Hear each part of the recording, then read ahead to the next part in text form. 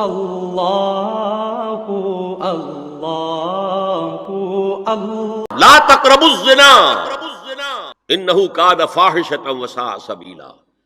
زنا کے قریب تک نہ پھٹکو. یہ نہیں کہا کہ لا تزنوا، نہیں، قریب تک نہ پھٹکو. اب زنا جو ہے اس کے لیے حضور نے جو کچھ فرمایا وہ سن لیجئے. عن ابن عباس قال ما رأيت شيئا اشبه باللمم مما قال ابو ہریرہ عن النبی صلی اللہ علیہ وسلم. حضور کی حدیث ہے، ان اللہ كتب على ابن آدم حظه من الزنا ادرک ذلك لا محال. اللہ تعالیٰ نے ہر انسان کا زنا میں ایک حصہ لکھ دیا ہے جو اس کو پہنچ کر رہے گا. فزنا العین النظر، آنکھوں کا زنا ہے نامحرم عورت کو دیکھنا، یہ بھی زنا ہے. اگر زنا کو روکنا ہے تو یہاں پر بھی قدغن لگے گی. ایک جگہ آیا ہے حدیث میں النظر سہم، یہ تیر ہے. یہ نظر جو ہے نگاہوں کے تیر، یہ تو آپ شاعری کے اندر بھی اور گانوں کے اندر بھی نگاہوں کے تیر سنتے ہیں کہ نہیں سنتے؟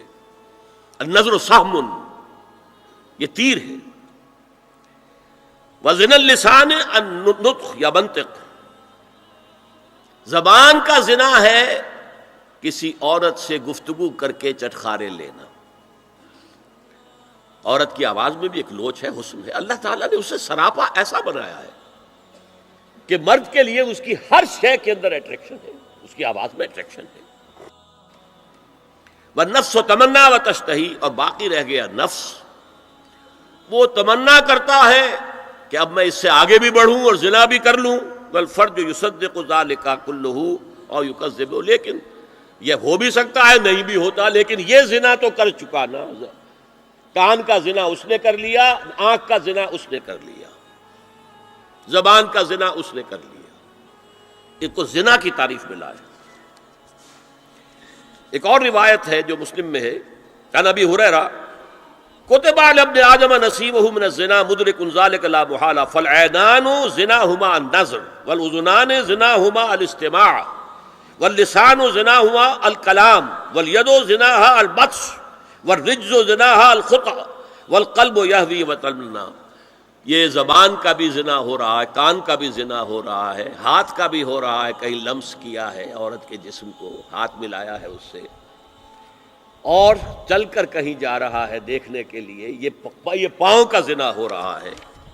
یہ ہے زنا کی شکلیں جو محمد الرسول اللہ صلی اللہ علیہ وسلم نے بیان کی ہے. تو زنا کا روک تھام، زنا کی جو ہمارے معاشرتی اہداف کے اندر بہت اہم ہے، بہت اہم ہے، بہت اہم، ورنہ معاشرہ ٹوٹ پھوٹ کا شکار ہو جائے گا.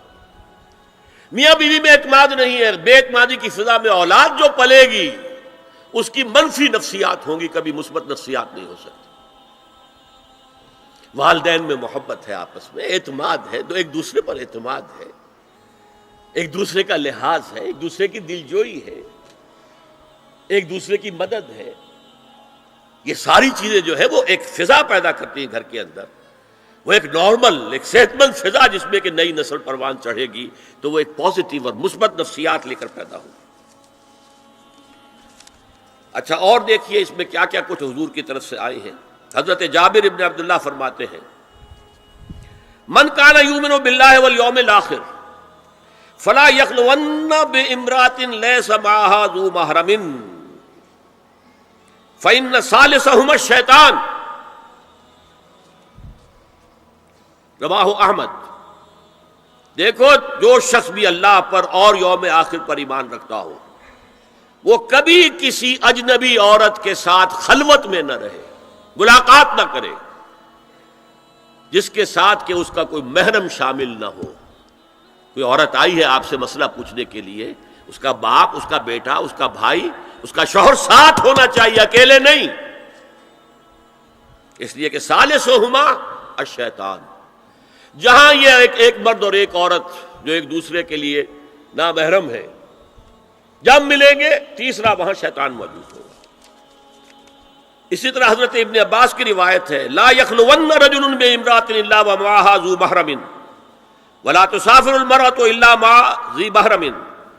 کوئی مرد کسی عورت کے ساتھ خلوت میں نہ ہو، اکیلے نہ ہو، مگر یہ کہ اس عورت کے ساتھ اس کا محرم موجود ہو، اور کوئی عورت سفر نہ کرے جب تک کہ اس کے ساتھ محرم موجود نہ ہو۔